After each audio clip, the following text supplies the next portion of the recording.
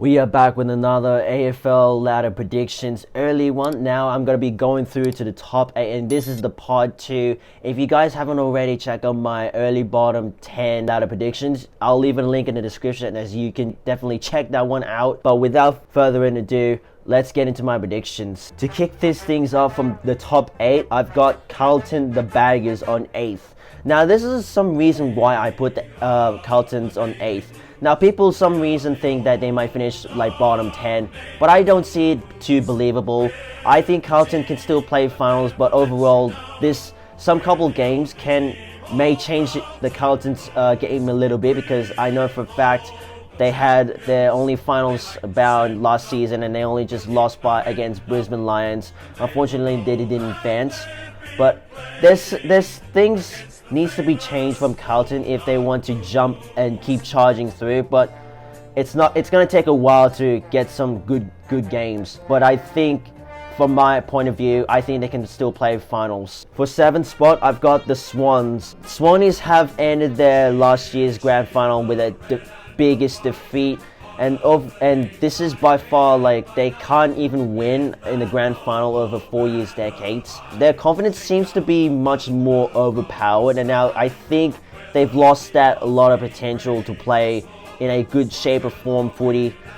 But Sydney Swans, they do have like a best sides in the competition, I would not lie for a fact. And there's some players like I can mention from the Sydney Swans, like Chad Warner for example. He has been sensational. Isaac Keaney on the other hand, he has been the biggest gun from the Sydney Swans. He was Brownlow favourites before, and due to that suspension from St Kilda, it cost him to be the Brownlow favourites, and it missed out the big opportunity especially for the Swans. Whoever's watching for their players, they would be very, very happy for him. But they may not go further ahead.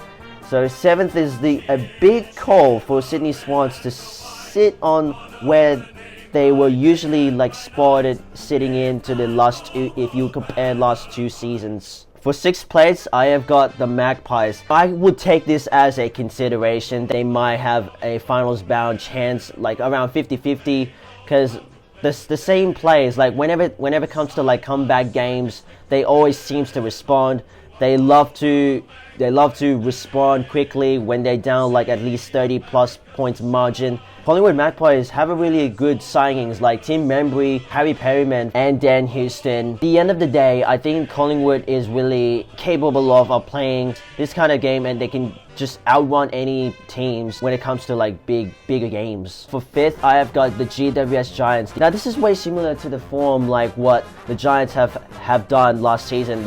Obviously they finished it off 4th on the spot, which they managed to play in a qualifying final against Sydney Swans. Unfortunately, they had 2 losses since when the finals has began, and the Giants were eliminated at that time.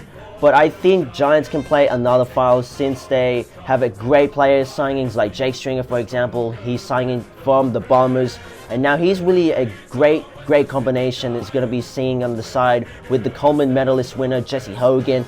I reckon these 2 guns will absolutely give their best shot to give the Giants another opportunity to play finals. Not only that, they have like really good key forwards like Toby Green, Brad Daniels, and Darcy Jones as well. I forgot to mention about that.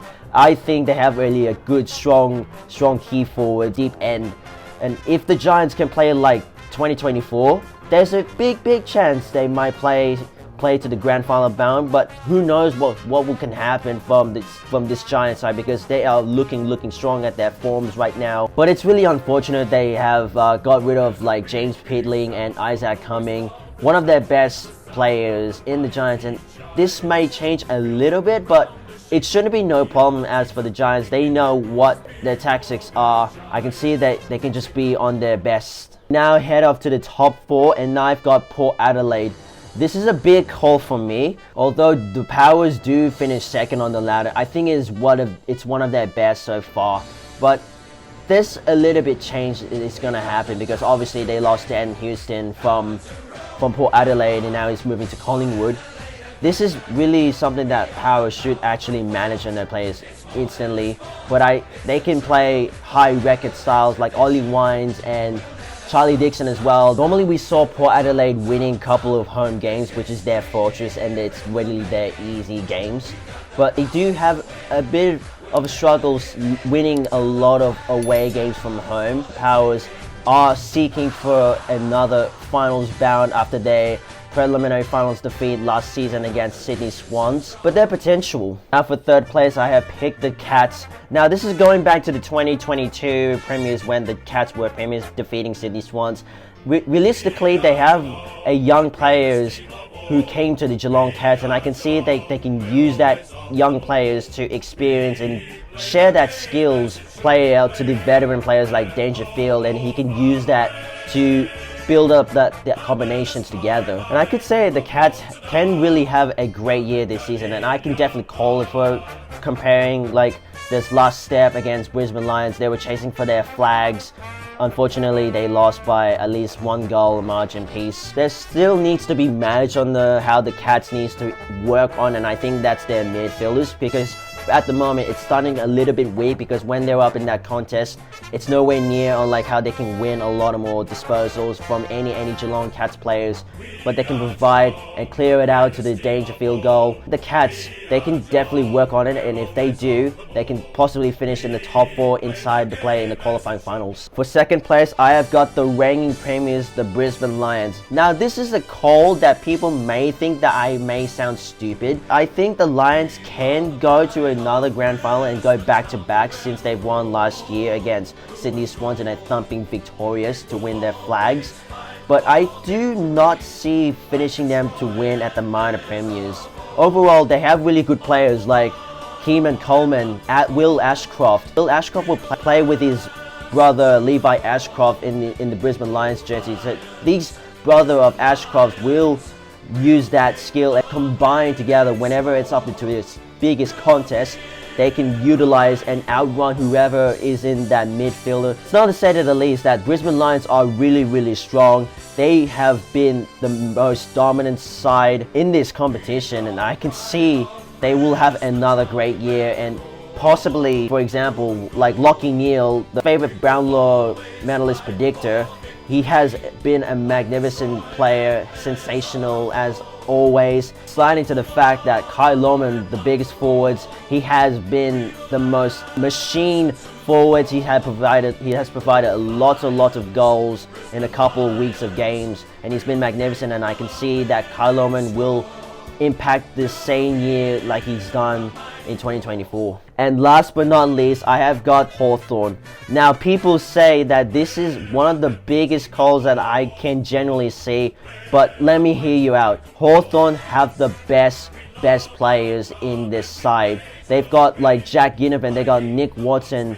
They have one of the best key players in the Hawthorn jersey, and then I can see that since Hawks were starting 0-5 in the last season at the start of it, they worked their way through, and I think the tactics from Sam Mitchell worked out pretty well to play in the finals for the first time in over a decade.